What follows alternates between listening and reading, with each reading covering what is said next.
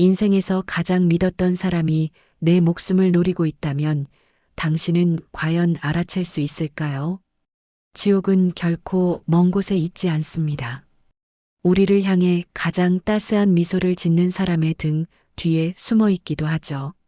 오늘 들려드릴 이야기는 경기도 김포시장에서 평생 떡을 빚어온 72살 박복순 할머니가 겪은 소름 끼치는 실화입니다. 새벽 5시 김포 전통시장은 복순 씨의 도마 소리와 함께 잠에서 깨어납니다. 30년째 한자리를 지켜온 정순네 떡집. 복순 씨는 이곳에서 남편을 먼저 보내고 떡 하나하나에 인생을 담아 외아들 진호를 키워냈습니다. 거칠어진 손마디는 훈장 같았고 쫄깃한 인절미는 시장의 자랑이었죠. 상인들은 입을 모아 말합니다. 복순 씨는 떡을 빚는 게 아니라 정을 빚는 사람이라고요. 이른 아침 가게 문을 열고 들어오는 건 복순 씨의 보물 1호인 며느리 민주입니다. 32살의 젊은 나이에 시어머니 수발을 들겠다며 매일같이 시장으로 출근 도장을 찍는 효부 중의 효부입니다. 어머니, 벌써 오셨어요? 제가 좀 더 일찍 올 걸 그랬네요. 아이고, 우리 며느리. 이렇게 새벽부터 나오느라 고생이 많네. 무슨 말씀을요? 어머니 혼자 두고 어떻게 편히 자요? 자, 앞치마 제가 매드릴게요. 민주는 복순 씨의 앞치마를 고쳐 매주며 환하게 웃습니다. 시장 사람들은 그런 민주를 보며 복순 씨는 며느리 복 하나는 타고났다며 부러워했습니다. 어머니, 오늘도 보약 가져왔어요. 무릎 관절에 좋다는 약재 넣어서 직접 다려왔어요. 따뜻할 때 드세요. 아이고, 고맙다 며느리야. 이렇게까지 안 해도 되는데. 괜찮아요. 어머니 건강이 최우선이죠. 민주가 가방에서 소중하게 꺼낸 건 김이 모락모락 나는 보온병입니다. 복순 씨의 무릎 관절에 좋다는 비싼 약재를 넣어 직접 다려왔다는 보약입니다. 복순 씨는 기특한 며느리의 마음이 고마워 단숨에 약을 들이킵니다. 하지만 그 약을 마시는 복순 씨를 바라보는 민주의 눈빛은 찰나의 순간 서늘하게 변했습니다. 그 약을 먹기 시작한 뒤부터 복순 씨의 세상이 조금씩 흔들리기 시작했습니다. 오후가 되면 머릿속에 안개가 낀 것처럼 멍해졌고 방금 돈을 건네받고도 손님에게 거스름 돈을 줬는지 도무지 기억나지 않았습니다. 시장 사람들은 수군대기 시작했습니다. 아니, 아주머니. 아까 10,000원 드렸는데 왜 거스름 돈을 또 달라고 하세요? 예. 아니, 내가 받았나? 어머, 요새 박복순 씨 좀 이상하지 않아? 글게 말이야. 나이를 못 속이나 봐. 치매 아닐까? 복순 씨가 이제 나이를 못 속이나 보네. 저러다 치매라도 오면 어쩌나 하고 말이죠. 손님들의 타박이 늘어갈수록 민주의 그림자는 더 짙게 복순 씨를 덮었습니다. 어머니, 괜찮으세요? 요즘 자꾸 이러시니까 정말 걱정돼요. 미안하다, 민주야. 내가 요즘 머리가 자꾸 멍해서. 어머니, 이제 돈 관리는 저한테 맡기세요. 좀 쉬셔야 해요.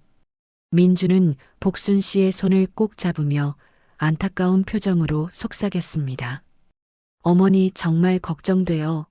이제 돈 관리는 저한테 맡기시고 좀 쉬세요. 복순 씨는 자괴감이 들었습니다. 평생 억척스럽게 살아온 내가 이제 자식들에게 짐이 되는 건가 싶어 밤잠을 설쳤습니다. 하지만 복순 씨는 꿈에도 몰랐습니다. 매일 마시던 그 따뜻한 보약 속에 인지 능력을 떨어뜨리는 약물이 섞여 있었다는 사실을요. 그리고 민주가 서랍 깊숙한 곳에 몰래 숨겨둔 서류는 복순 씨의 이름으로 가입된 거액의 사망보험 서류였다는 것을 말입니다. 민주는 복순 씨가 시장을 비운 사이 이미 집의 명의까지 교묘하게 넘길 준비를 마친 상태였습니다. 살면서 직감이라는 걸 믿으시나요? 가끔은 이성이 설명하지 못하는 공포가 우리 몸을 먼저 일깨울 때가 있습니다. 어느 날 민주는 복순 씨를 부축하며 인근 대형 은행으로 향했습니다. 어머니, 조심히 내리세요. 제가 부축할게요. 민주야, 우리 왜 은행에 왔니? 어머니 재산 안전하게 관리해 드리려고요. 걱정 마세요. 어머니 재산을 안전하게 관리해 드릴게요라며 부드럽게 웃었지만 그 손길은 억세고 강압적이었습니다. 은행 안은 에어컨 바람 때문인지 유독 서늘했습니다. 복순 씨는 자꾸만 몽롱해지는 정신을 붙들려 애써 눈을 깜빡였습니다. 옆에는 천사 같은 미소를 지은 민주가 복순 씨의 팔짱을 꼭 끼고 있었습니다. 대기석 끝에 앉아 자신을 뚫어지게 응시하는 검은 정장의 남자들이 복순 씨의 본능을 자극했습니다. 그들은 핸드폰을 보는 척했지만 시선은 한순간도 복순 씨를 놓치지 않았습니다. 드디어 차례가 왔습니다. 3번 창구에는 이윤아라는 이름표를 단 직원이 앉아 있었습니다. 어서 오세요. 무엇을 도와드릴까요? 시어머니 재산 정리하러 왔어요. 여기 서류 있습니다. 윤아 씨는 민주가 내민 서류들을 훑어내려가더니 갑자기 손을 멈췄습니다. 서류를 쥔 손가락이 미세하게 떨리는 것을 복순 씨는 보았습니다. 윤아 씨는 고개를 들어 복순 씨를 똑바로 바라봤습니다. 그 눈빛은 단순한 직원의 것이 아니었습니다. 무언가에 절규하는 듯 간절하고도 슬픈 눈망울이었습니다. 할머니, 잠시 전산 확인 좀 하고 올게요. 뭐가 문제인데 이렇게 오래 걸려요? 윤아 씨는 잠시 전산 확인이 필요하다며 안쪽으로 들어갔다 나왔습니다. 아, 네. 다 됐습니다. 할머니, 통장 여기 있습니다. 잔액 맞는지 확인해 보세요. 그리고는 복순 씨의 통장을 정리하며 작은 메모지에 무언가를 빠르게 적어 통장 사이에 끼워 건넸습니다. 할머니 통장 정리 다 됐습니다. 잔액 맞는지 확인해 보세요. 민주가 의심스러운 눈초리로 끼어들려 하자 윤아 씨는 재빨리 다른 서류를 내밀며 민주의 시선을 돌렸습니다. 복순 씨는 통장 사이의 메모지를 살짝 펼쳤습니다. 거기에는 휘갈겨 쓴 짧은 문장이 적혀 있었습니다. 할머니 지금 빨리 도망치세요. 화장실 가는 척하고 비상구로 뛰세요. 심장이 터질 듯이 뛰기 시작했습니다. 복순 씨는 도망칠 곳 없는 막다른 골목에 선 기분이었지만 주머니에 메모지를 구겨 넣고 일어섰습니다. 민주야, 나 화장실 좀. 지금요? 집에 가서 하시면 안 돼요? 배가 아파서 안 되겠다. 속이 안 좋으니 화장실에 다녀오겠다는 말 한마디를 남기고 복순 씨는 비상구 문을 밀쳤습니다. 차가운 공기가 폐부 깊숙이 들어왔습니다. 뒤를 돌아보니 민주와 검은 양복의 남자들이 비상구 문을 열고 달려 내려오는 모습이 보였습니다. 저 할머니 화장실 아니고 비상구로 가는데? 뭐, 잡아. 빨리. 잡아, 놓치면 안 돼. 잡아, 놓치면 안 돼 하는 민주의 비명이 계단실에 울려 퍼졌습니다. 72살 노인의 몸으로 계단을 뛰어내려가는 것은 죽기보다 힘들었지만 정신없이 길가로 나가 택시에 몸을 던졌습니다. 아저씨, 빨리, 빨리 좀 가주세요. 세상에서 가장 무서운 형벌은 내가 나를 증명할 수 없게 되는 것입니다. 나를 사랑한다던 가족이 나를 미친 사람으로 만들고 내가 일궈온 세상이 나를 범죄자처럼 쫓기 시작할 때 복순 씨가 마주한 현실은 차가운 겨울 바다보다 시렸습니다. 복순 씨는 30년 지기 친구 옥자의 국밥집 뒷방으로 숨어들었습니다. 숨을 헐떡이며 들어온 복순 씨를 보며 옥자는 소스라치게 놀랐습니다. 복순아, 너 왜 이래? 무슨 일이야? 옥자야. 나. 앉아. 일단 앉아. 근데 복순아, 민주가 그러던데. 내가 요즘 치매가 심해져서. 뭐? 내가 치매? 이미 민주가 시장 사람들에게 할머니의 치매가 심각해져 행패를 부린다는 소문을 퍼뜨려 놓은 뒤였으니까요. 옥자의 눈빛에는 걱정과 함께 묘한 의구심이 서려 있었습니다. 그때 복순 씨의 휴대폰이 미친 듯이 울렸습니다. 아들 진우였습니다. 여보세요? 엄마, 지금 어디야? 제발 좀 가만히 있어. 진우야, 엄마 말 좀 들어봐. 민주가 뭐? 민주가 엄마 찾느라 울고불고 난리잖아. 정신 좀 차려, 제발. 아니야, 진우야. 민주가 나를. 엄마 안 그러면 나 정말 엄마 요양원에 강제로라도 넣을 거야. 진우야. 엄마 지금 어디야? 제발 좀 가만히 있어. 민주가 엄마 찾느라 울고불고 난리잖아. 정신 좀 차려, 제발. 전화기 너머로 들려오는 아들의 목소리는 칼날이 되어 복순 씨의 가슴을 후벼 팠습니다. 아들은 이미 어머니를 골칫덩이 환자로 낙인 찍어버린 상태였습니다. 엄마 안 그러면 나 정말 엄마 요양원에 강제로라도 넣을 거야라는 아들의 말에 전화는 끊겼습니다. 복순 씨는 무너져 내렸습니다. 내 배 아파 낳은 자식조차 나를 믿어주지 않는 세상에서 복순 씨 곁에 남은 건 꼬깃꼬깃한 쪽지 한 장뿐이었습니다. 그때 은행원 윤아 씨가 퇴근하자마자 수소문 끝에 복순 씨를 찾아왔습니다. 할머니, 찾았다. 괜찮으세요? 당신은 은행 직원. 너 누구야? 제 이름은 이윤아입니다. 할머니, 제 얘기 좀 들어주세요. 저희 어머니도 민주의 시어머니였어요. 뭐라고? 민주는 이름과 신분을 바꿔가며 전국의 노인들을 타깃으로 삼는 연쇄보험 사기범이에요. 할머니가 매일 드신 보약, 그 안에 약물이 들어있었어요. 세상에. 그럼 내가, 네. 할머니는 천천히 독살당하고 계셨던 거예요. 그리고 민주는 보험금을 타려고, 윤아 씨는 자신의 어머니 또한 민주의 시어머니였다는 충격적인 사실을 털어놓았습니다. 민주는 이름과 신분을 바꿔가며 전국의 노인들을 타깃으로 삼는 연쇄보험 사기범이었던 겁니다. 매일 마시던 보약이 사실은 사약이었다는 진실 앞에 복순 씨는 온몸에 소름이 돋았습니다. 복순아, 경찰차다. 민주가 데리고 온 것 같아. 윤아 씨, 내가 할 일이 뭐요? 이거 착용하세요. 초소형 카메라예요. 민주의 자백을 받아야 해요. 알겠소. 나 이제 도망 안 칠란다.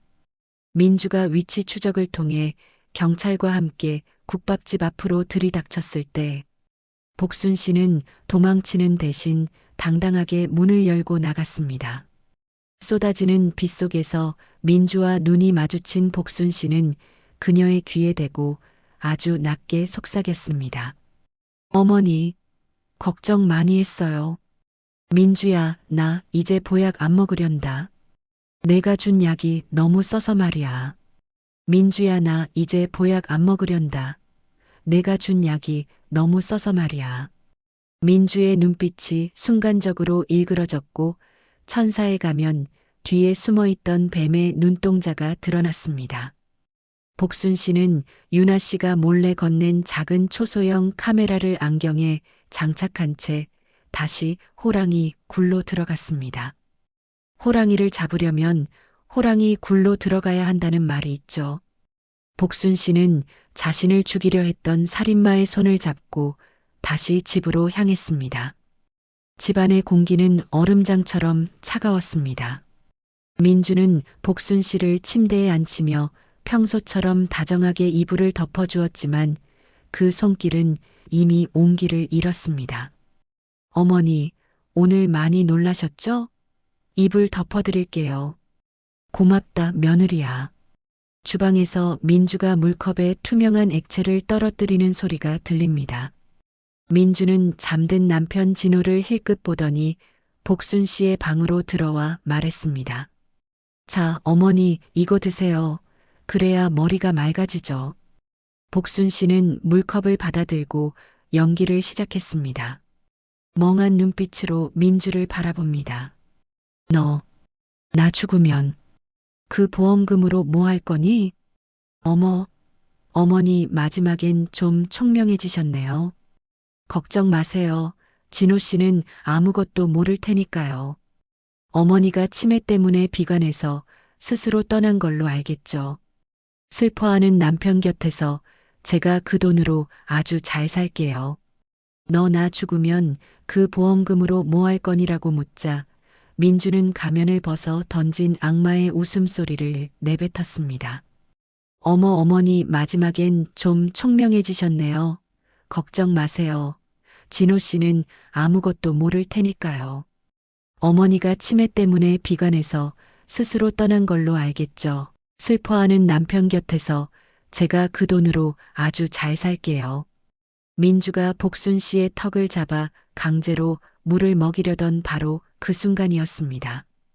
복순 씨가 민주의 손을 강하게 쳐내며 침대에서 일어났습니다. 멍하던 눈빛은 어디 가고 서슬 퍼런 기계가 방 안을 가득 채웠습니다. 벽에 걸린 TV 리모컨을 누르자 화면에는 지금 이 방 안의 상황이 실시간으로 나오고 있었습니다. 유나 씨의 도움으로 복순 씨의 안경 카메라가 전국의 시청자들에게 생중계되고 있었던 것이죠. 화면 하단에는 민주를 비난하는 댓글들이 폭포수처럼 쏟아졌습니다. 민주의 자백은 이미 수만 명의 증인 앞에 박제되었습니다. 민주가 미친 듯이 달려들려던 찰나 방문이 거칠게 열리며 밖에서 모든 것을 지켜보던 아들 진호와 형사들이 들이닥쳤습니다. 엄마, 민주야, 내가 어떻게 나한테 이럴 수 있어. 진호는 민주를 밀쳐내며 어머니를 감싸 안고 오열했습니다. 민주야, 내가 어떻게 나한테 이럴 수 있어라는 아들의 절규가 울려 퍼졌습니다.